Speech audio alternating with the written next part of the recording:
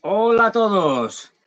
Buenas tardes, buenos días, buenas noches. Bueno, yo suelo decir habitualmente, incluso aquí en donde estoy, en Madrid, en España, siempre mucho lo de hola, buenas, porque así me evito el saber si estoy de día, de tarde o de noche, ¿no? Pero bueno, aparte de estas cosas, muchas gracias por estar aquí. Como siempre, es un placer que me escuchéis, que veáis mis cosas. Hoy no llevo gorro porque hoy la cosa va muy seria. Hoy me voy a poner, bueno, no demasiado, pero sí en algunos momentos hablaremos de algo que es muy serio y que de lo que también se puede hacer chistes, pero que yo quería hoy resaltar, aprovechando además los acontecimientos de los últimos días. Estos acontecimientos, bueno, de ayer, básicamente. Ayer fue el día 9 de mayo. Bueno, ¿y qué pasa el 9 de mayo? Pues que es el día en el que el régimen nazi, la Alemania nazi, en la Segunda Guerra Mundial, lo que en la antigua URSS y luego posteriormente en Rusia es conocido como la Gran Guerra Patria o Patriótica, se rindieron ante los soviéticos. Ahí hay un desfase porque los occidentales lo celebran, es decir, los anglos, básicamente, porque el resto, es decir, no hicieron nada. Pero bueno, la parte occidental lo celebra el 8, pero es por un desfase horario. Se firmó a última hora ya del día, casi la madrugada del 9, y por eso uno lo celebra en el 8. En ese caso de los aliados lo firmaron en un lado aparte, digamos, y la firma soviética se firmó, creo que fueron 2 horas más tarde, una cosa así, con lo cual ya estaban en el 9. Pero bueno, luego esto se ha utilizado también para enfrentamientos y todo tipo de cosas, ¿no? Que iremos viendo. Pero bueno, primero me gustaría hablaros de la importancia de este día, del 9, y de la importancia de la Unión Soviética. La Unión Soviética, bueno, tuvo 70 años de historia, una historia dura, muy dura, no olvidemos, la Revolución de Octubre, al final de de la Primera Guerra Mundial, luego después toda la Guerra Civil, en fin, la Segunda Guerra Mundial, que fue pavorosa, fue una historia dura, ya digo. Pero sobre todo lo que me interesa resaltar aquí es que la Unión Soviética tuvo una responsabilidad, en el buen sentido de la palabra, extraordinaria. Y esa responsabilidad extraordinaria y esa lucha terrible y ese sufrimiento indecible, es decir, contra la máquina asesina y genocida de la Alemania nazi, pues fue derrotada gracias a eso, gracias a la Unión Soviética y su, ya digo, gigantesco sacrificio. Y hablaremos de esto, porque estamos en unos tiempos en que el revisionismo histórico está llegando ya a unos límites realmente surrealistas, absurdos, kafkianos. Pero lo primero es lo primero. Quien derrotó a la Alemania nazi en la guerra europea, en la Segunda Guerra Mundial, no fueron los anglos. Como todos sabéis, hay una primera expansión rápida derrota a un montón de países, entre ellos a los franceses, ahora hablaremos de ellos, pero, y quedaron británicos y posteriormente norteamericanos. Bien, fueron los soviéticos, fue la Unión Soviética, fue la URSS quien aplastó, destrozó al ejército alemán, con un precio enorme el que pagaron. Ahora iremos a ello. Pero si no es por la Unión Soviética, no nos engañemos, no estaríamos ahora aquí tranquilamente hablando. La Unión Soviética nos salvó de la Alemania nazi. Y la Alemania nazi no es una cosa cualquiera. Ahora lo veremos. Es, sin duda, el régimen más abyecto, más inhumano, más brutal de nuestra historia, de toda la historia. Y no es como una cuestión de quién mató más o quién mató menos, que es importante, obviamente, sino porque él hizo algo que no se había hecho nunca antes en la historia de la humanidad. Y es que deshumanizó completamente hasta un punto terrible y hasta un punto inconcebible hasta entonces al resto de las personas, al resto de los seres humanos, convirtiéndolos en objetos susceptibles de ser destruidos de las formas más horrendas. Y esto no es casualidad, porque lo que hace el nazismo es juntar dos tradiciones filosóficas, digamos, o de pensamiento, que son una irracionalista, antiilustrada. Fijaros que incluso todas las tendencias que han surgido después de la Ilustración, aunque criticaran la Ilustración, desde las liberales hasta el marxismo, etcétera, bueno, han sido herederas de la Ilustración, por lo menos en parte, o teóricamente, aunque luego no cumplieran muchas de sus ideas fundamentales, y teniendo en cuenta, desde el punto de vista actual, de que la Ilustración ahora la vemos con una capacidad crítica que nos permite resaltar la ingenuidad con que trataban algunas cosas, ¿no? Como por ejemplo pensar que única y exclusivamente a través de la educación se puede cambiar el mundo. Esto es algo ingenuo pero comprensible. Estamos hablando del siglo XVIII. Bien, ¿qué quería deciros con esto? Esa irracionalidad, ese ser antiilustrado, es ir contra la razón. Los nazis los llevan al máximo, lo llevan a un extremo que no se había hasta entonces realizado ni por ahora ha vuelto a suceder. Y al mismo tiempo, por otro lado, utilizaron un tipo de racionalidad específica. Bueno, en términos filosóficos se la suele llamar racionalidad instrumental, según más veces sería racionalidad con reglas fines. Esa racionalidad es la que es también la racionalidad del capitalismo. No olvidemos que el nazismo es hijo del capitalismo. Esto está más que probado. Y se suele decir que un nazi es un capitalista asustado. Pero bueno, a lo que iba. Esta otra línea es la aplicación de una racionalidad que aplicamos a los objetos, a las cosas. Cuando yo cojo un vaso de agua, ¿no? Por ejemplo, yo cojo un vaso de agua aquí. El vaso de agua es un objeto, no tiene problemas. Yo no tengo que humanizarlo. De hecho, si lo humanizara y pensara que es un ser viviente, estaría un poco mal de la cabeza. Bueno, pues este vaso de agua es una cosa, con lo cual la trato como tal. Y entonces, aunque la rompa, bueno, no pasa nada. Es decir, no hay mayor problema. Porque no es un sujeto, es un objeto. Pues bien, los nazis aplicaron exclusivamente esa racionalidad que aplicamos los seres humanos a los objetos, se las aplicaron en su totalidad a los seres humanos. De tal manera que los convirtieron en cosas, los reificaron, los cosificaron, hasta el punto que les permitió deshumanizarlos hasta el exterminio que supuso Auschwitz. como ejemplo máximo de la deshumanización humana. Esto no se había dado nunca en la historia. Esta conjunción de elementos era nueva y terrible. Era algo que a los propios testigos de la época terminó por dejarlos horrorizados hasta un punto, bueno, sin precedentes, ya digo. Pues bien, este régimen que no tiene equiparación con ningún otro en la historia de la humanidad, que hubiera acabado con Europa si hubiera ganado y que hubiera hecho que todos fuéramos descendientes, desgraciadamente, de los nazis, es decir, y de su ocupación, fue aplastado.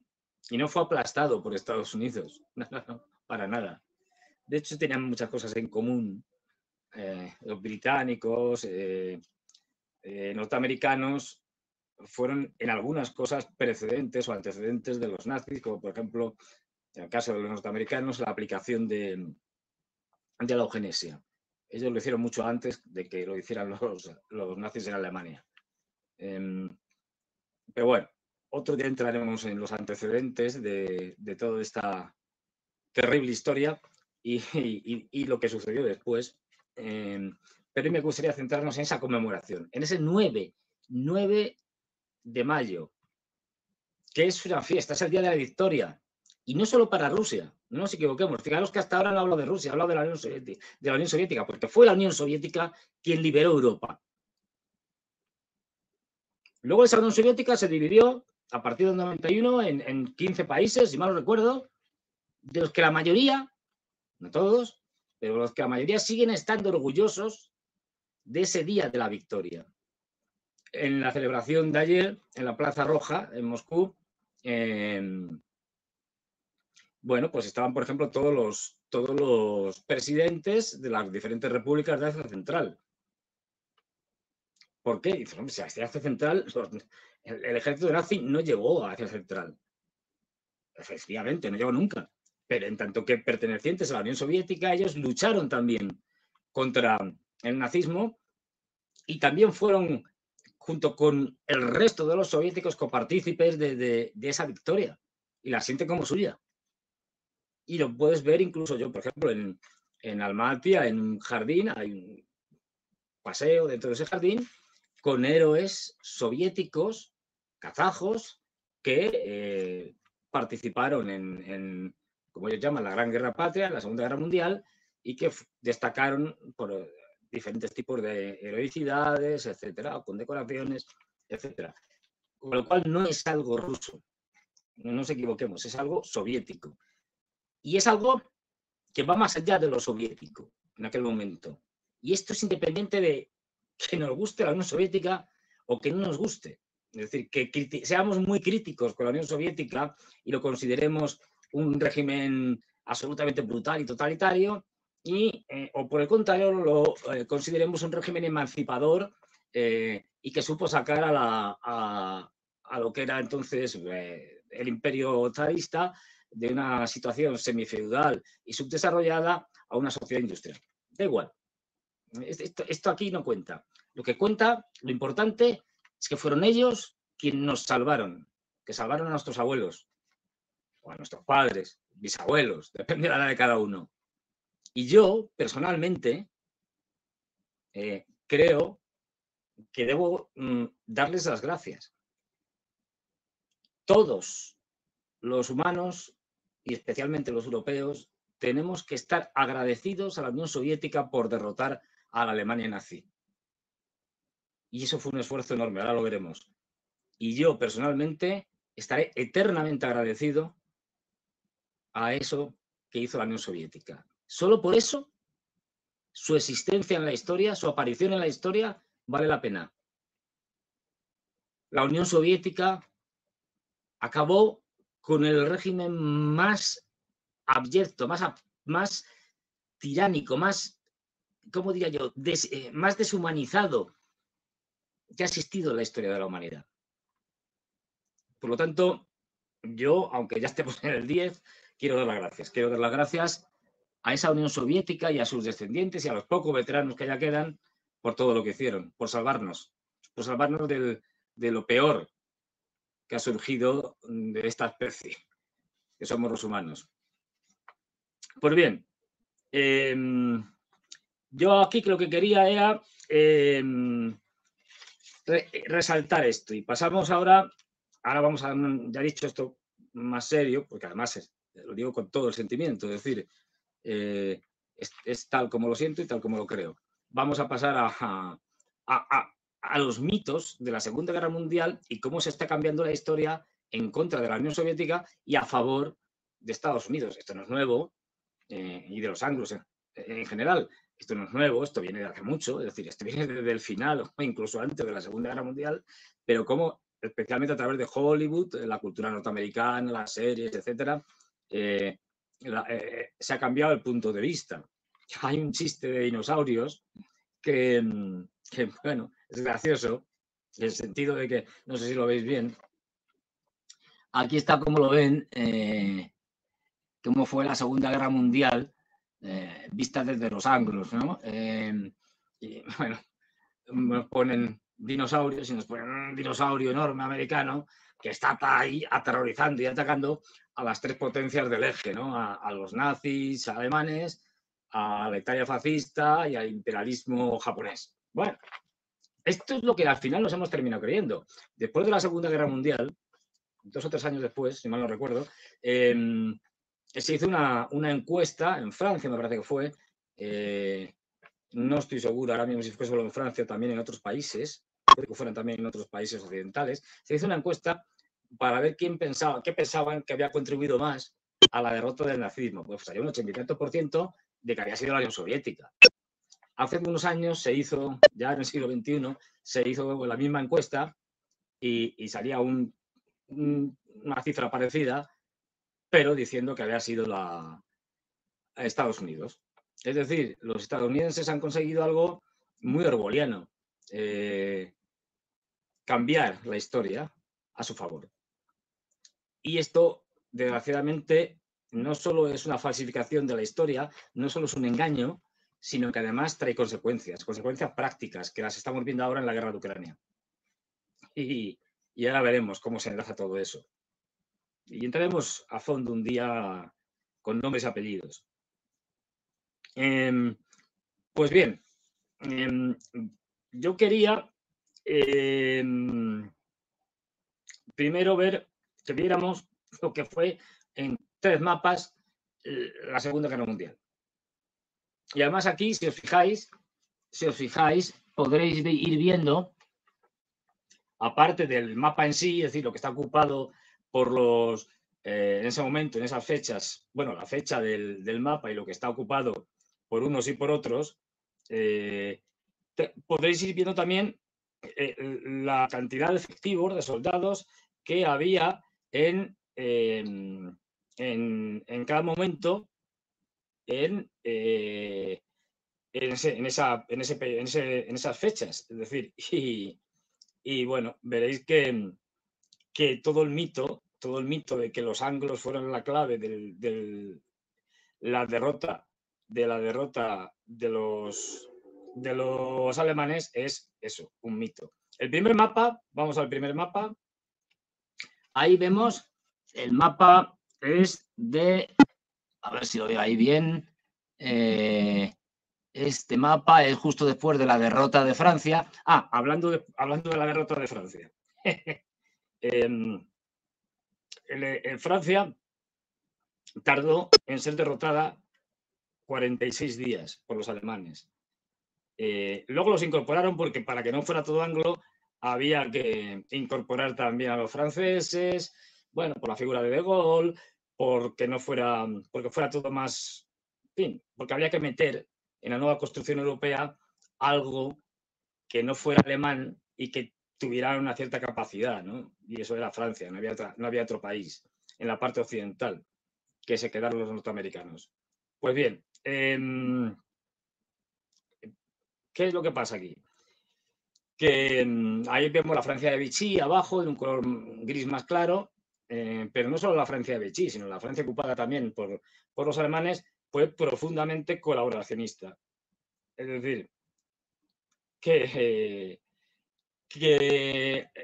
otro de los mitos que nos vendieron, que fue el de la resistencia francesa, no hay película norteamericana en que no salga por ahí alguien de la resistencia francesa, fue más bien escasa. Y lo digo con conocimiento, porque un familiar mío de la época, un tío abuelo mío, estuvo en la resistencia francesa, estuvo luchando, bueno, tiene una historia de película, y lo sé de primera mano. La resistencia francesa fue escasa, pero muy pocos. Y lo que fue mayoritario en Francia fue el colaboracionismo. Algo que han intentado ocultar los franceses todo el tiempo que pudieron, hasta que ya no quedó más remedio, ¿no? Creo que fue en los 90, con el juicio a Papin, uno de los... Bueno, un francés que ayudó a los nazis y que hará las deportaciones de judíos, etcétera, cuando ya no se pudo tapar de ninguna manera. Es decir, tenemos que una Francia ocupada, felizmente, alegremente, estuvo encantada en colaborar con los nazis en todo tipo de barbaridades. Esto es lo que no nos han querido contar mucho, aunque se supiera. Pero lo han querido tapar los franceses. 46 días en ser derrotados por los alemanes. Bien, ¿qué tenemos? Esto es una fecha como 1940, es decir, lo digo pues yo estoy un poco lejos de la cámara y tal, y a veces no veo bien, pero bueno. Y aquí quiero que os fijéis, todavía no ha empezado la guerra contra la Unión Soviética, la Operación Barbarroja. La mayor parte de la Europa está conquistada por la Alemania nazi, y incluido Noruega, o son aliados, como en el caso de Italia, de la Alemania nazi. Bien, bueno, esto simplemente para empezar a desmitificar el tema. Veréis que aquí abajo en Egipto está también en color azul como Gran Bretaña. ¿Por qué? Porque Egipto en ese momento era una colonia británica. Y además tenían el famoso canal de Suez. Bueno, pues vamos al siguiente mapa. Porque este es mucho más interesante. Este es mucho más interesante. En el segundo mapa ya han pasado muchas cosas. Ya ha pasado el año 41, han entrado los norteamericanos en diciembre del 41 en la guerra. Y lo importante es que también empieza en el 41 empieza la Operación Barbarroja, de invasión de la Unión Soviética.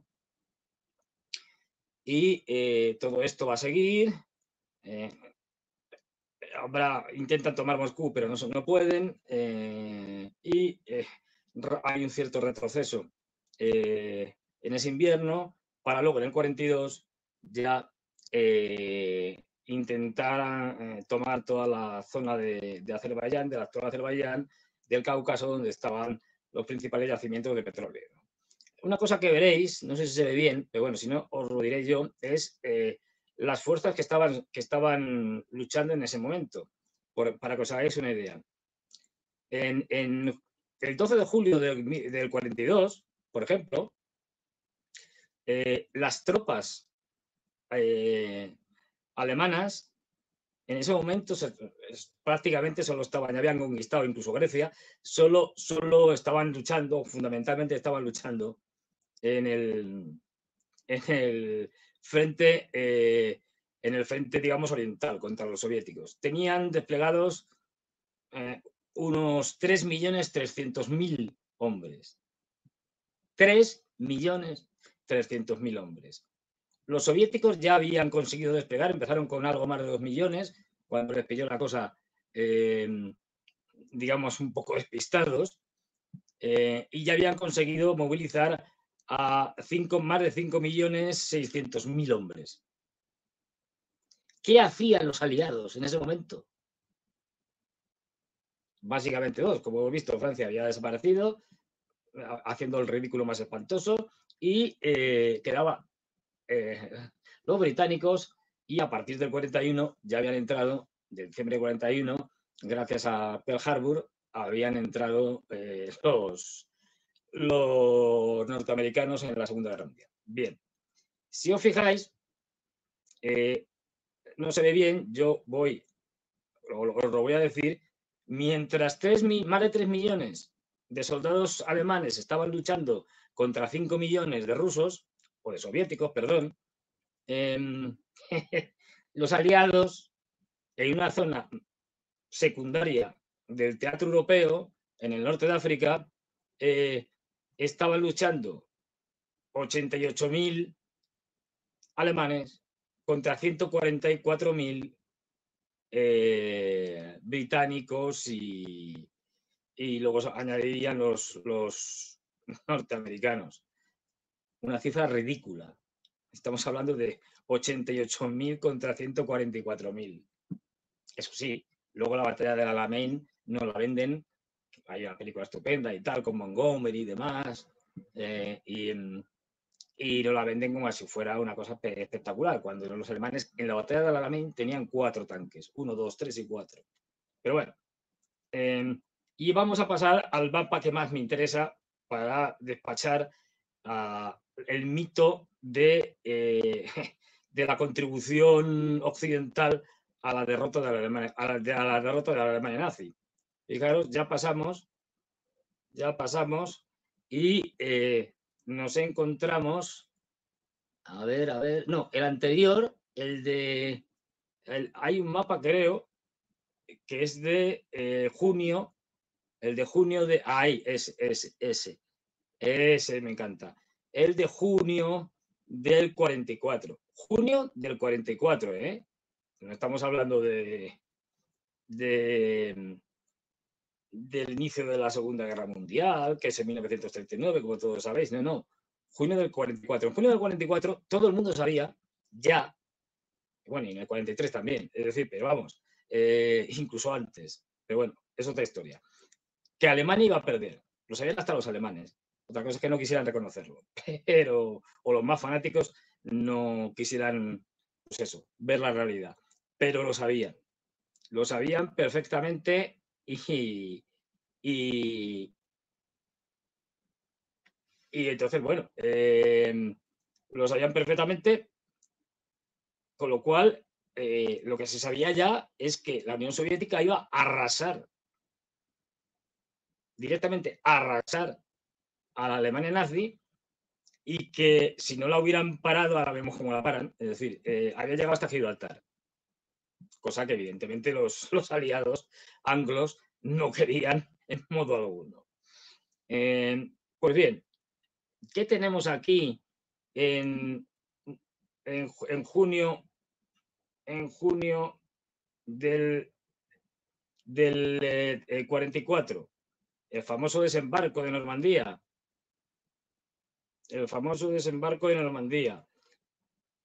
Que tanto nos han vendido. Salvaba al soldado Ryan.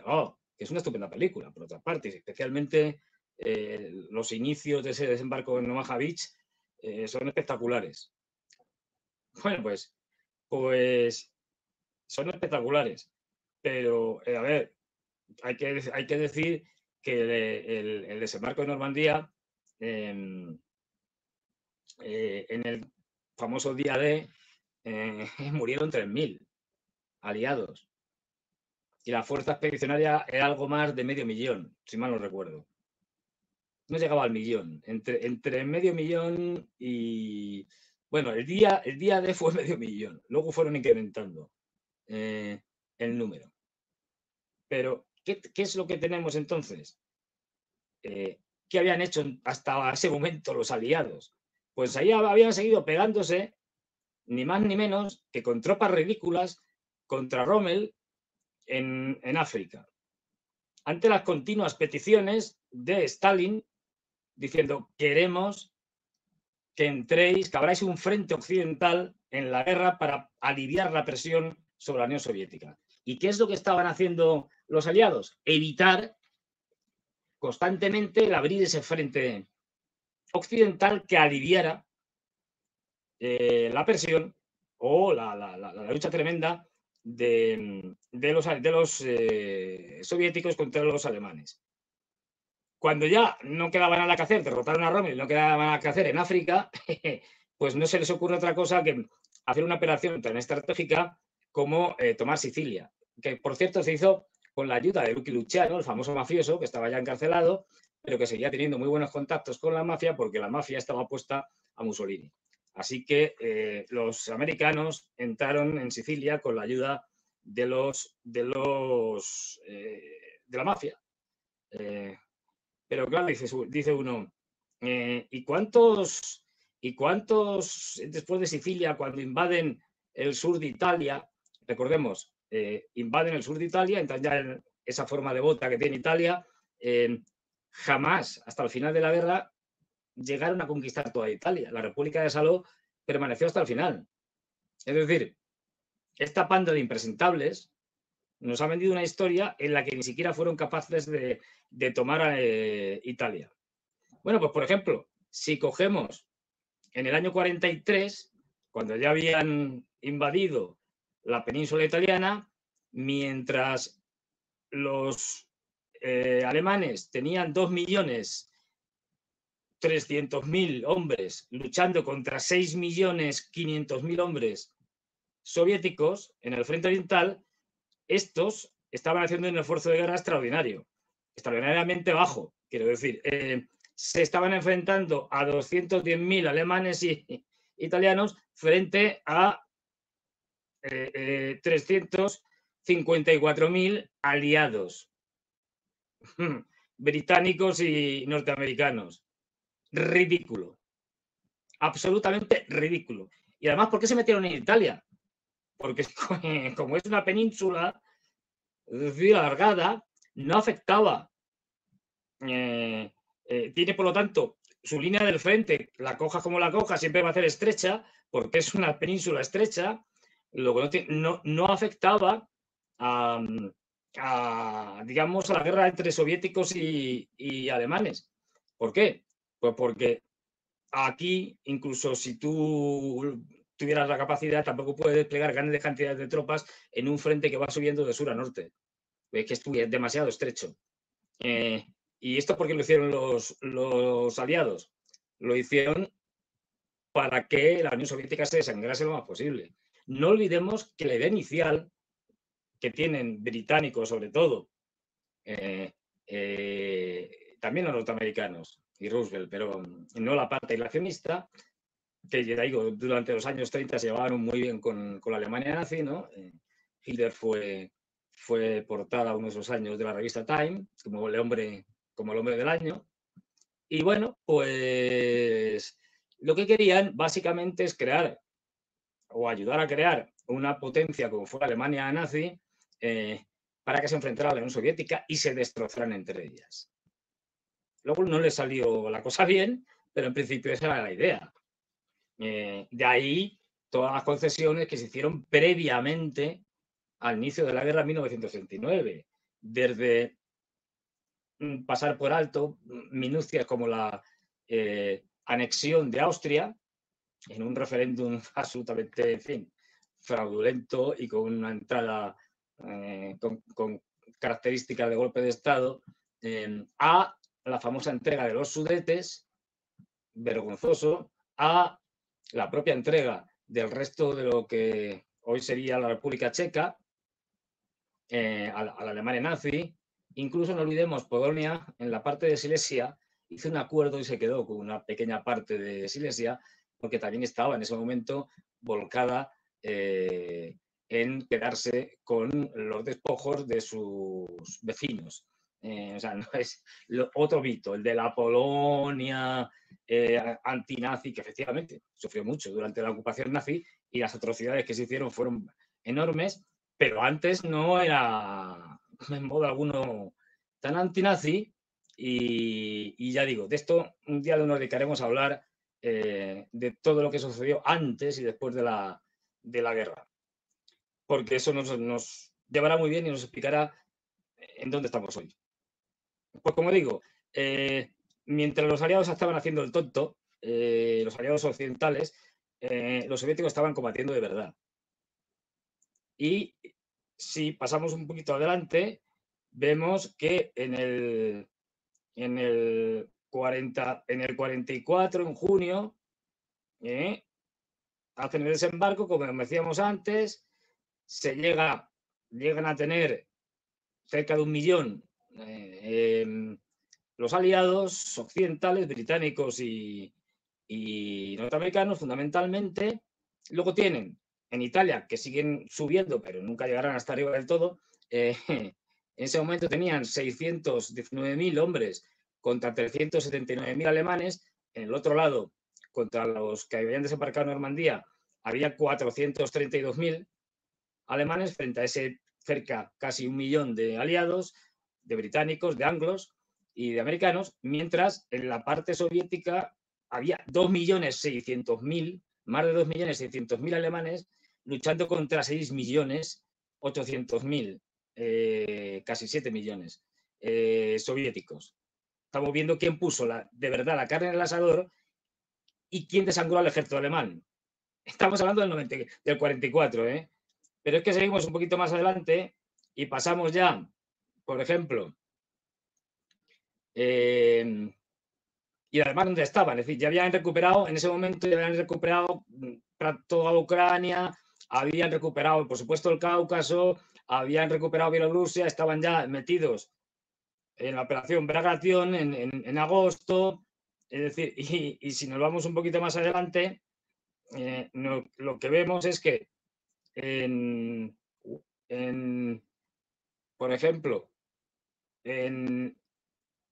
a ver, aquí que estoy situando, en agosto del 44, aquí. En septiembre del 44 ya habían los aliados tomado París, Francia estaba muy indefensa, como se puede ver, estaban a las puertas de Alemania y los aliados en ese momento, los anglos, tenían 1.800.000, 1.900.000 en números redondos, contra 600.000 alemanes. Y en Italia, en el frente italiano, tenían 600.000 contra 400.000 alemanes. Mientras tanto, los soviéticos tenían 7 millones de hombres contra 2.200.000 alemanes. Estamos hablando del final. Entonces vamos al último mapa, ya para que veamos que es que todavía incluso al final, cuando ya ponen bueno, pues ya está todo hecho, lleva todo hecho de hace tiempo, y ya los soviéticos han liberado todos los Balcanes, han entrado en Polonia, por ejemplo, el 15 de abril del 45, ya estamos cercanos al final. Los soviéticos, que ya lo tienen ganado, tienen todavía más de 6 millones, 6.400.000 hombres combatiendo contra la Alemania nazi. Los nazis en el frente oriental tienen 1.800.000 hombres, mientras que los aliados tienen, los anglos tienen ya, están ocupando Alemania, han entrado, han pasado el Rin, ya no hay ejército alemán detrás, es decir, prácticamente lo que quedan son 647.000 hombres que se están enfrentando ya a 4 millones de anglos. Y en Italia, que siguen sin poder tomarla de todo, es una vergüenza, 616.000 aliados anglos contra 438.000 alemanes. Es decir, que incluso hasta el final la Unión Soviética fue quien puso los muertos, quien puso los soldados, quien puso la sangre. Y los aliados hicieron todo lo posible por retrasar la apertura del frente occidental. Eso que nos han vendido, el famoso desembarco en Normandía. ¿Por qué? Porque lo que querían es que la Alemania nazi y la Unión Soviética se desangraran cuanto más tiempo mejor. El problema es que no supieron valorar la capacidad de la Unión Soviética y que la Unión Soviética barrió a los nazis. Pero eso tiene un precio, que lo vamos a ver ahora. Y aquí vamos a ver quién realmente puso todo, como decía, toda la carne del asador. Bueno, aquí tenemos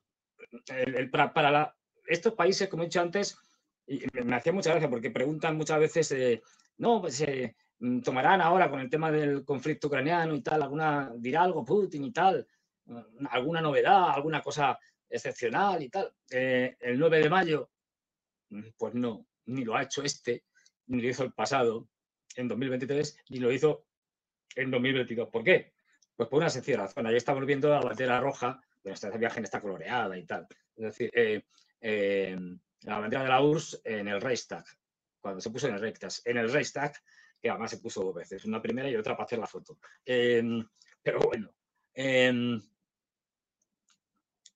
la cuestión es que la Alemania es derrotada y como eso supuso para la Unión Soviética un esfuerzo titánico, para ellos el Día de la Victoria, que como lo llaman, donde se hace el desfile en la Plaza Roja, etcétera, es un día tan importante, es el día más importante del año, desde el punto de vista de sus festividades, el día más sentido, el día en que se sienten orgullosos de sus antepasados, de sus parientes. Hay que tener en cuenta que no hay ni una sola familia soviética, fijaros que digo soviética, pero también Rusia, obviamente, en tanto que soviéticos, que no tuvieran algún muerto en la Segunda Guerra Mundial, que su abuelo, bisabuelo, es decir, alguien de su familia no cayera en esa guerra. Por lo tanto, para ellos es una fecha clave, fundamental. Es decir, no hay otra cosa que celebrar. Ese día no te van a hacer declaraciones los políticos importantes fuera del contexto de lo que fue la gran victoria en la Gran Guerra Patriótica. Y de hecho, una de las cosas de las que habló Putin fue justamente del revisionismo histórico. Pero ahora vamos a ver, bueno, aquí otra foto que a mí me gusta. Yo es que tuve la oportunidad, esto ya meto aquí, esto es una de las águilas nazis caída, puede que sea la del Reichstag, no lo sé, porque había muchas parecidas, o la de Nuremberg. Bueno, la de Nuremberg fue volada directamente. Pero aquí están soldados soviéticos viendo el símbolo de la Alemania nazi. Yo creo que simboliza muy bien, ¿no? Esto que os estoy contando, ¿no? Soldados soviéticos de la Unión Soviética encima, viendo desde arriba la caída del águila nazi con la esvástica.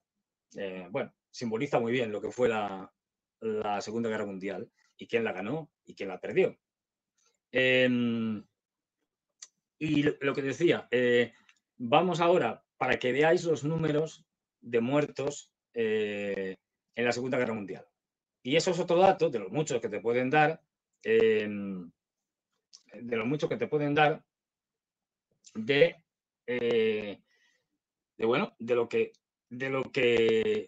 lo que pasó en la Segunda Guerra Mundial. Porque no sé si lo veis aquí, a ver si lo puedes poner en grande, porque mi productor es como Steven Spielberg, pero mejor, porque Steven Spielberg ahora se ha puesto a hacerle, creo que la campaña a los demócratas norteamericanos. Pero bueno, me acerco porque si no, no lo veo bien. Aquí tenéis más o menos las cifras de muertos, aunque en algunos países es difícil su determinación, pero lo que veréis es que, por ejemplo, los norteamericanos y los británicos andan por ahí. Los norteamericanos perdieron en toda la Segunda Guerra Mundial algo más de 400.000 hombres. Estamos hablando de muertos, no de bajas. Y estamos hablando que lucharon en el teatro europeo y luego en el Pacífico, o también en el Pacífico, cosa que los soviéticos no hicieron hasta el final, hasta el último momento, porque había un acuerdo por parte de los aliados en el cual primero se derrotaría a la Alemania nazi y cuando la Alemania nazi fuera derrotada, entonces la Unión Soviética declararía la guerra a Japón y entraría en guerra con Japón. Con lo cual entró al final de los finales. Pero bueno, pues bueno, estos perdieron algo más de 400.000 hombres. Los británicos también, algo más de 400.000. Para daros un dato, los británicos en la Primera Guerra Mundial, el Imperio Británico perdió más de 1 millón de hombres. Es decir, los británicos estuvieron tocando las narices todo lo que pudieron, con Churchill a la cabeza, para no hacer nada, o hacer lo mínimo. Y eso lo da el número de bajas de soldados. porque el número de bajas en la Primera Guerra Mundial, que fue mucho más cruenta desde el punto de vista del porcentaje de bajas militares, pues bueno, ahí los británicos, digo, perdieron más de 1 millón de hombres. Y sin embargo aquí menos de la mitad de los que perdieron en la Primera Guerra Mundial. Eso os da una idea. Y eso, que el frente en la Primera Guerra Mundial abarcaba muy poquito terreno, es decir, en el frente occidental donde ellos peleaban.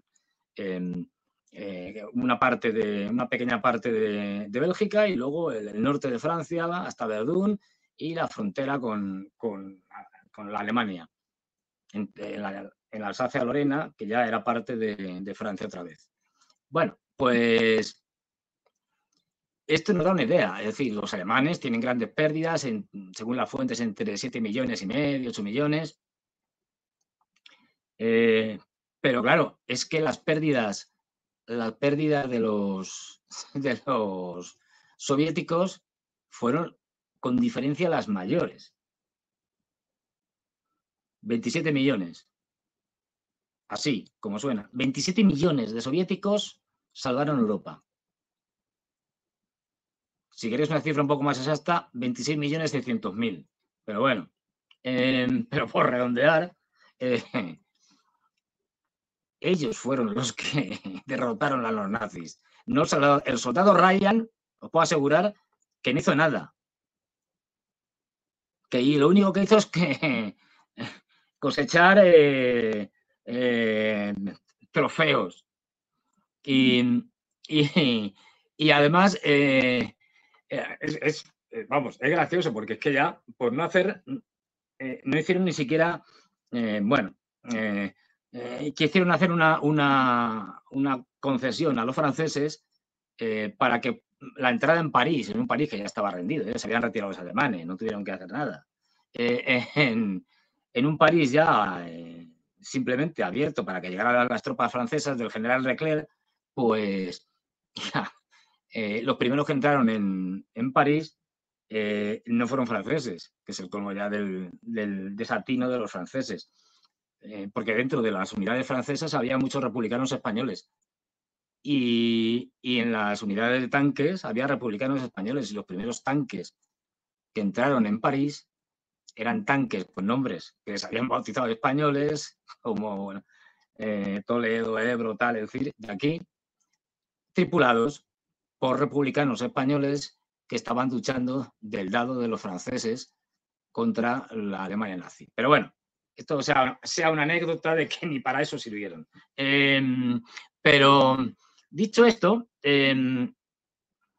lo que tenemos en cuenta, como siempre aquí, es que nos han vendido una película que es falsa. Es la Unión Soviética con 27 millones de muertos.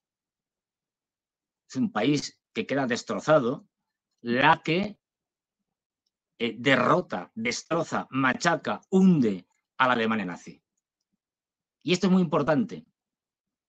¿Por qué? Porque ahora se está haciendo un revisionismo histórico brutal. Por cierto, las fuentes varían y es mucho más difícil saberlo, por tema de que es más difícil hacer censos, contabilidades, etcétera, pero se suele hablar de que los chinos perdieron unos 18 segundos en cuanto al número de muertos, unos 17 millones. Ya digo, sobre esto hay más polémica, pero en cualquier caso estamos hablando de los que lo ponen más abajo, lo ponen en 14 millones y los que tiran hacia arriba lo ponen en 20. Los chinos, los propios chinos lo suelen poner en 17. Otra barbaridad, de la que nunca se habla, por cierto, como si los chinos no hubieran pintado nada en el frente japonés. Pero bueno, estas son cosas de los americanos. Claro, como allí no estuvieron los americanos, nada más que con aviación, sobre eso se hicieron películas, sobre aviación norteamericana ayudando a los chinos, pero nada más que eso. Pues nos han contado una película distinta en la que los chinos no aparecen. Claro, ¿para qué? Y fue fundamental su aportación. Bueno, con esto os quería decir, para que lo vierais, para que veáis quién realmente, y en porcentajes y demás, puso la carne en el asador, puso los muertos y quién puso las películas. Y ahora viene algo interesante, algo que de una película, yo la recomiendo, si no la habéis visto, es una película antigua, de 1961. Es una película que ahora mismo, si tuviera que emitirse, si se rodara ahora, tal cual como se hizo, y tuviera que emitirse pues, en los cines o en los canales tipo Netflix y demás, y estas cosas, ¿no? Pues bueno, o simplemente en las televisiones, no se haría. Estaría censuradísima. Este tipo de cine ahora mismo estaría prohibidísimo. Y es una película norteamericana, hecha por un gran director, Stanley Kramer, y bueno, del 1961, y el título original es Los juicios de Nuremberg, pero como sabéis, los juicios de Nuremberg solemos llamarlos a los grandes jefes que fueron capturados de la cúpula nazi, donde estaba Goering, donde estaba Rudolf Hess, donde estaban, bueno, Keitel, donde estaba, por ejemplo, von Papen, donde estaban otro famoso general, Joel, en fin, los altos dirigentes que habían sobrevivido al final de la Segunda Guerra Mundial. ¿Qué es lo que pasa? Que también hubo otros juicios y esta película, por toda Alemania, a dirigentes de menor entidad, y esta película se llamó Víctimas o... A ver, lo tengo, traducida al español, estoy diciendo. Víctimas o victorias, es decir, ¿cómo? Estoy mirando aquí. Sí, y es efectivamente algo así, víctimas o victorias, es decir, y luego abajo los juicios de Nuremberg. Vencedores o vencidos, eso, vencedores o vencidos. Es que se me estaba yendo por otra película. Vencedores o vencidos. Los juicios de Nuremberg. Bueno, es una película extraordinaria. Yo la recomiendo. Es muy larga, dura 3 horas, pero merece la pena. Porque no hay desperdicio y tiene una visión de lo que fue la Segunda Guerra Mundial y los propios juicios que se hicieron bastante más fidedigna que lo que se ha hecho. Y como digo, es una película norteamericana con actores norteamericanos fantásticos y la trama se desarrolla en 1948 cuando 4 importantes jueces nazis de la época nazi son juzgados por crímenes, diversos tipos de crímenes que han realizado en su actuación como jueces dentro del régimen nazi, ¿no? Entre ellos, por ejemplo, se les acusa de complicidad en la esterilización de personas, de limpieza étnica, etc. Y un juez que es Spencer Tracy, es decir, fantástico, un juez de pueblo, digamos, viene de Estados Unidos, como juez principal de 3 jueces para juzgar a estos colegas alemanes que habían sido, que habían colaborado con los nazis y que habían seguido las directrices de los nazis y, bueno, y emitido sentencias absolutamente carentes de todo fundamento y de toda humanidad. Pues bueno, lo importante aquí, bueno, toda la película es una maravilla, como digo, yo la recomiendo y es una, como no podemos poner la escena, pues no, ya sabes, los derechos de autor y estas cosas, pero hay una escena que quería resaltar para que veáis la diferencia incluso, o sea, cómo hemos perdido libertades, cómo hemos perdido, cómo la censura progresa de una manera abismal y cómo incluso en épocas aparentemente más rígidas, con menos libertades, todavía se podían decir cosas que ahora ya no es imposible que se digan y que se metan por la tele ni digamos, o que se pongan en un cine. Os leo más o menos, pues una transcripción del diálogo y os leo más o menos una conversación, la puedes poner ahí, efectivamente. Aquí vemos a dos personajes, uno interpretado por el gran Richard Widmark y bueno, son dos generales norteamericanos que están hablando. Recordad la fecha, estamos en 1948. La Guerra Fría ya está a punto de caer. Es decir, no olvidemos que los soviéticos tendrán sus primeras armas nucleares en el 49, un año después. O sea, que la tensión se marca en el ambiente. Y entonces, el que está de pie, que es el fiscal norteamericano que acusa a los jueces alemanes, es llamado por el otro general para hablar porque son amigos desde hace tiempo. ¿Y qué es lo que le dice el amigo, el general que está sentado, al fiscal que está juzgando a estos alemanes?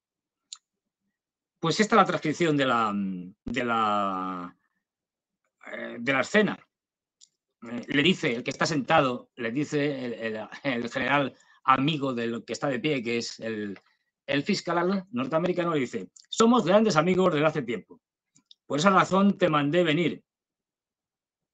¿Qué piensas hacer mañana en el tribunal?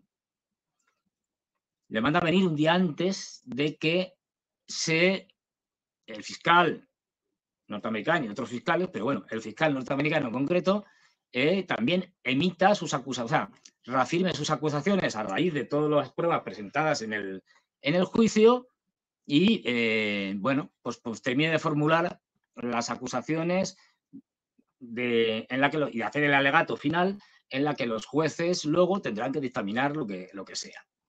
Es el día antes.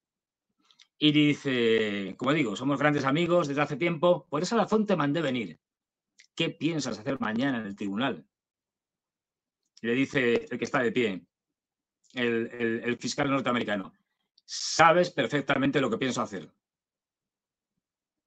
Es decir, es un hombre honesto y va a ir a por ellos. Va a ir a por los jueces que sabe que han cometido crímenes espantosos y que está probado. Le dice que está sentado, el amigo, dice: lo sé. Desde luego, pedir que los metan entre rejas y luego tiren la llave al mar. ¿Sabes? Que tiren la llave al mar. Y luego continúa hablando el que está sentado. Dice: ¿sabes la que se está preparando? Y tú sabes que la que se está preparando es grande. Se está refiriendo al enfrentamiento, al futuro enfrentamiento con la Unión Soviética. Estamos, ya digo, a las puertas de la Guerra Fría y esto ya lo sabían todos. Y le dice: tú eres un militar y tú sabes por lo que luchamos, aunque los demás lo ignoren. Fíjate lo que les está sugiriendo. ¿Sabes por lo que luchamos? La Segunda Guerra ya ha terminado y por lo que luchamos ahora es por acabar con la Unión Soviética. Es decir, esto ya se ha acabado. Hemos sido aliados coyunturales durante un tiempo, pero luchan por otra cosa. Y luego sigue diciendo el que está sentado: voy a serte sincero. No sé lo que pasará si disparan contra uno de nuestros aviones. No sé qué puede ocurrir, pero sí sé una cosa. Fijaros, esto es muy importante, porque esto nos recuerda a la guerra actual, la de Ucrania. Es decir, le está diciendo, como los soviéticos disparen contra alguno de nuestros aviones y lo derriben, esto puede suponer una escalada y una guerra en Europa nuevamente.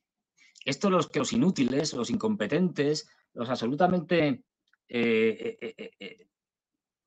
psicópatas que tenemos en Europa, que desprecian a sus poblaciones, nos están llevando a que pueda suceder un acontecimiento de estos, un choque, Macron con sus 20.000 hombres que quiere llevar, los bálticos con provocaciones continuas, los polacos diciendo que quieren bombas nucleares de los norteamericanos, los alemanes más belicistas que nunca, diciendo que están dispuestos a aportar 35.000 hombres para combatir en Ucrania. Eso lo dijo Scholz, el canciller Scholz. Bueno, pues esta panda de impresentables, es decir, que les da, ya digo, les importa un pimiento las subpoblaciones, bueno, pues no temen, a diferencia de lo que está diciendo el que está sentado, el general americano, no temen que un suceso de estos aumenta aún más, si cabe, la escalada y nos lleve directamente a una guerra en Europa que sería un desastre. Estamos cada vez más cerca, ya os lo digo, visto lo visto,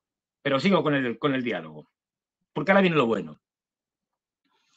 después de contar lo de que no sé qué pasará si uno de nuestros aviones se ha derribado y tal, lo que puede ocurrir, le dice que está sentado. Pero sí sé una cosa.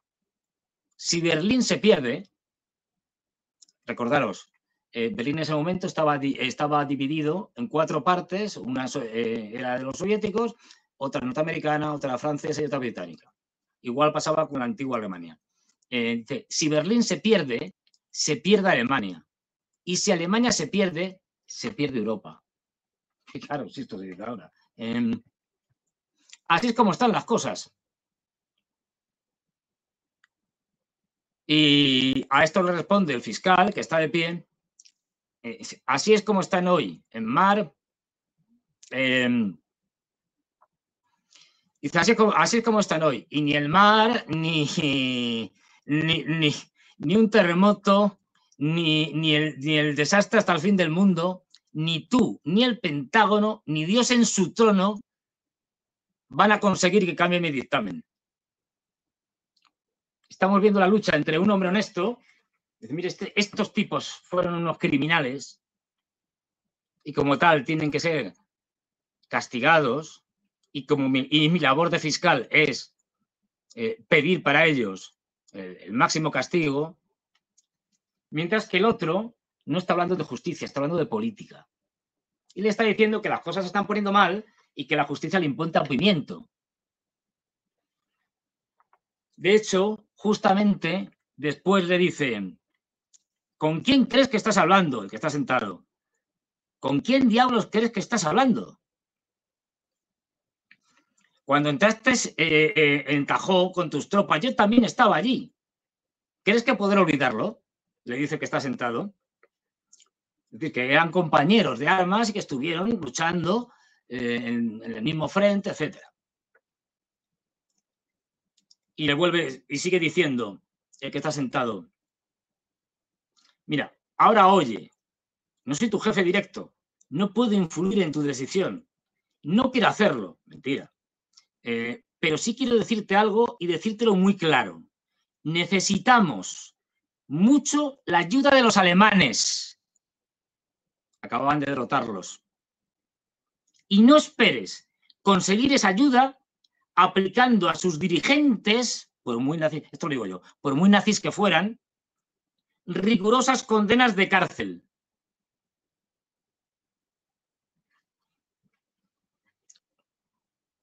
A esto el fiscal responde, se va, y desde la puerta responde, pues algo, bueno, antes le dice el otro, el que está sentado, dice, lo que hay que hacer es sobrevivir, ¿no crees? ¿A costa de qué? ¿Sobrevivir para qué? ¿Para volverte a liar con unos nazis y reciclarlos, que es lo que realmente sucedió luego? Y crear una Alemania que había desaparecido en un vasallo de Estados Unidos a base de nazis reciclados. Para eso. Y entonces viene la respuesta del hombre honesto, del fiscal norteamericano, y dice, ¿sobrevivir? Es para reírse más. Aún, ¿de qué sirvió la guerra? ¿Para qué hicimos esta guerra? ¿Para reciclar nazis? Imaginaros, una película como esta, digo, es una película maravillosa, hipercrítica con todo, pero fijaros, aquí ya le está diciendo claramente que ¿para qué la justicia? No. Ya la política es lo que prima. Y si hay que amparar a los nazis, se les ampara. ¿Os suena esto?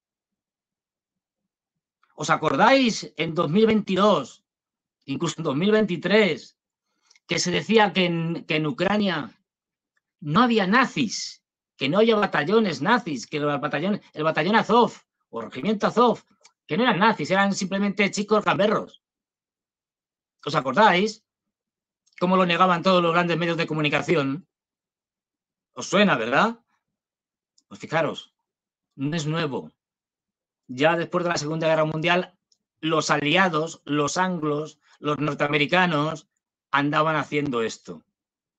Andaban reciclando nazis. en Ucrania, por suerte, va a ser derrotada y ahí sí que van a tener poca mano los norteamericanos para seguir reciclando nazis, que es una cosa que se les da muy bien. Lo hicieron en Alemania, algunos se los llevaron a Estados Unidos y crearon la CIA o fueron la gran cabeza del programa espacial norteamericano que llevó a los estadounidenses a la Luna, como Wernher von Braun, un criminal de guerra que fabricaba las V2 y que además las fabricaba con esclavos, muchos de ellos soviéticos, que estaban capturados como prisioneros y obligados a trabajar como esclavos en la construcción de las bombas V2. Esto no te lo cuentan, claro. Y luego te presentan a Wernher von Braun como el gran científico, el gran soñador e inspirador y constructor del programa espacial soviético que llevó a Estados Unidos a la Luna, y un gran hombre que fue un criminal y un asesino. Y nunca se repitió de ello. Para variar. Bueno, pues esto es lo que ahora no se puede decir. Se podía decir. Esta es una película de 1961, ¿eh? Se podía decir en 1961, en plena Guerra Fría. Pero ahora ya estas cosas no se podrían decir. ¿Por qué? Porque te están reflejando la realidad de una historia que los anglos, y especialmente Estados Unidos, y los europeos ya en general, no quieren contar, quieren ocultar. Y esto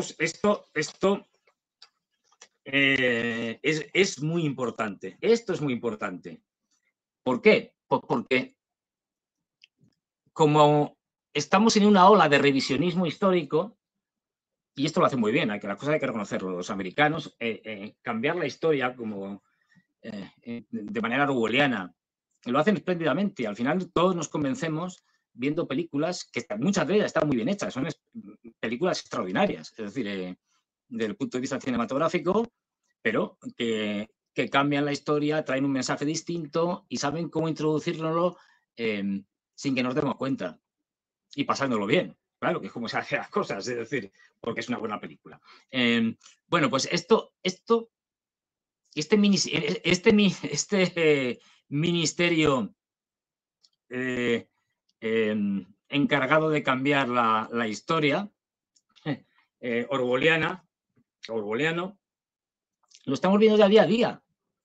Un día hasta que les convino, nos contaron una mentira, que es que los ucranianos iban a ganar la guerra. Ahora, como ya es evidente que es imposible y ya no hay manera de ocultarlo, nos cuentan que la van a perder. Sí, lo cuentan más cosas, ¿no? Y dicen más cosas y tal, pero bueno, simplificando. Esta es la realidad, es decir, estamos en un mundo orwelliano ya, no es que es un futuro, no, donde nos cuentan y nos cambian el día a día y nos hacen pensar que fueron los norteamericanos y los británicos los que acabaron con la Alemania nazi. No, mentira. Hay algo que es, y esto no viene de ahora, esto viene de hace mucho tiempo. En los años 80, es un tema que me interesó mucho y en su momento leí bastante, hubo lo que se llamó la disputa de los historiadores. ¿Qué es esto de la disputa de los historiadores? Pues en los años 80 los intelectuales alemanes se dividieron en dos grupos, digamos. Uno, el grupo revisionista, y otro, el grupo antirrevisionista. Bien, ¿qué decía el grupo revisionista? Esto es lo que está ahora, porque desgraciadamente triunfaron los revisionistas. A ver, no podían ser negacionistas, esto era algo insostenible desde todo punto de vista político, políticamente incorrecto, historiográfico, en fin. O sea, no podían decir que las cámaras de gas no existieron, como había algunos locos que iban diciendo, y que eso eran hornos de pan. No. Con lo cual, había que buscar una manera digamos, de barnizar, de hacer menos terrible el más terrible de los regímenes que ha existido en la historia de la humanidad. Había que normalizarlo, es decir, ponerlo a la misma altura que otras grandes catástrofes, desastres, crímenes, brutalidades de la humanidad. De tal manera que ya no era la catástrofe por antonomasia, ya no era algo que está por encima de cualquier otra matanza. No, ya es algo que está bueno, fue algo poco terrible, pero ¿qué se le va a hacer? La historia de la humanidad es una historia de una carnicería casi continua, es decir, y de grandes matanzas, grandes atrocidades, pues es una más. Con lo cual, ¿qué se quería hacer con esto? Se quería que Alemania por fin fuera una Alemania sin complejos históricos. Una Alemania culpable no puede ni podía hacer muchas cosas. Una Alemania culpable de la Segunda Guerra Mundial, de los genocidios de Auschwitz, de lo que supuso el exterminio de judíos, de soviéticos, de gitanos, de homosexuales, en fin, la lista es imparable, no era vendible. Es decir, no. Y sobre todo, había algo que por desgracia se ha perdido. Y es que, y esto es muy importante, y esto Jürgen Habermas, para mí un autor, bueno, mi autor de cabecera, diríamos, lo que no significa que esté siempre de acuerdo con él, pero bueno, me parece el mejor filósofo de la segunda mitad del siglo XX. Dice algo muy importante. Bueno, también lo dice otra gente, ¿no? Pero él lo dice especialmente, ¿no? Dice, Alemania es responsable, los alemanes de ahora, los actuales, el señor Scholz, la señora Annalena Baerbock, esa que su abuelito nazi le daba tan buenos consejos. Estos son culpables de los crímenes que hicieron sus abuelos o bisabuelos. No, obviamente no. Eso es algo obvio. No, ellos nacieron mucho después. Luego, no tienen ninguna responsabilidad por lo que hicieron sus antepasados, por lo que hicieron sus padres, abuelos, bisabuelos. Ahora bien, sí tienen una responsabilidad concreta, muy importante. Y es que esto no vuelva a suceder. Todos los alemanes, por ser alemanes, tienen esa responsabilidad. Evitar que algo como Auschwitz, como la Segunda Guerra Mundial, como el exterminio por cuestiones raciales de millones de personas, vuelva a ocurrir. Y no solo en Alemania, pero especialmente en Alemania, porque es responsabilidad de ellos. Esa es su responsabilidad. Y estamos viendo una Alemania que está mandando ayuda a los nazis de Ucrania, que no son todos, ya lo sabemos, que son una minoría, pero que es una minoría dirigente y es una minoría que lleva la voz cantante, incluso en términos militares. Pues bien, esa es la responsabilidad de los alemanes y debería ser la responsabilidad de todos los europeos. Y termino con dos cosas. Una, los impresentables revisionistas de los europeos crearon ya hace unos años una fiesta absolutamente ridícula, pero que tiene mucho sentido desde el punto de vista de intentar reescribir la historia, ¿no? Para deslegitimar a la Rusia actual y a los países de la Unión Soviética que en ese momento, bueno, a los que formaban parte de la Unión Soviética, que ahora son países independientes y que siguen reivindicando su victoria en la Gran Guerra Patriótica, pues están haciendo varias cosas. Uno, culpar a los soviéticos y por lo tanto fundamentalmente a los rusos, de que ellos fueron los culpables, los malos de la guerra. O sea, que ellos querían invadir el mundo y tal. Bueno, los nazis no que fueran buenos, pero es que, bueno, ellos son los desencadenantes. Primera invención revisionista que intentan imponer. Segunda revisión es que, claro, a ver, los alemanes, como os digo, pues sí, ¿no? Lo que hicieron ya lo hemos normalizado, ya es una barbaridad más, entre otras muchas. Ya le hemos devuelto a Alemania la capacidad política que no tenía antes. No olvidemos que la Unión Europea se crea, y esto lo dice el primer secretario, no, la OTAN, perdón, se crea, y eso lo dice el primer secretario de la OTAN, que nunca me acuerdo del nombre, por tres razones: para que los soviéticos estén fuera de la Europa occidental, para que los norteamericanos estén dentro y los alemanes debajo. Alemania no puede volver a gobernar Europa.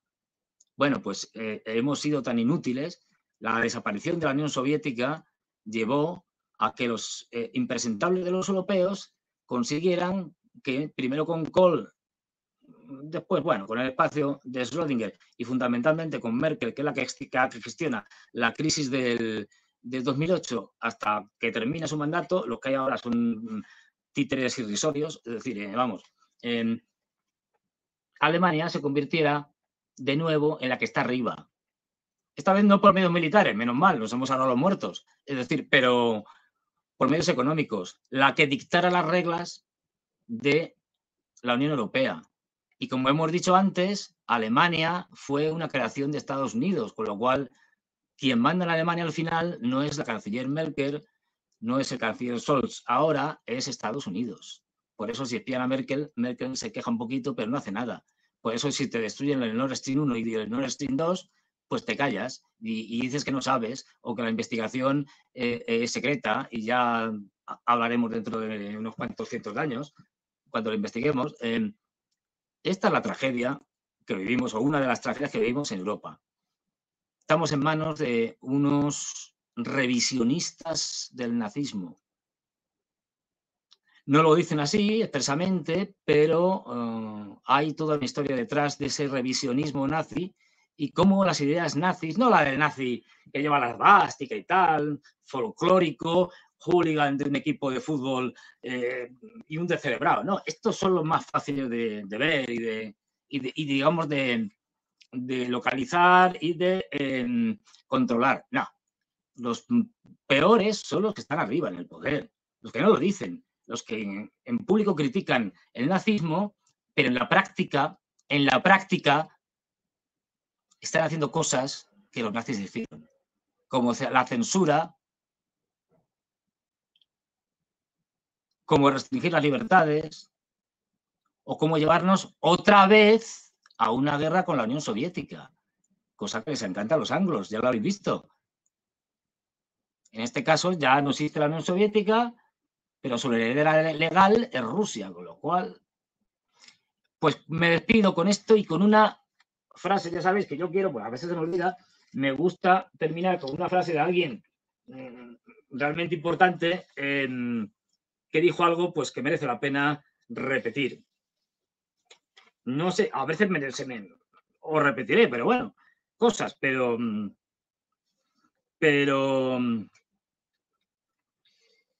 si acaso, pues espero que no, que esta no.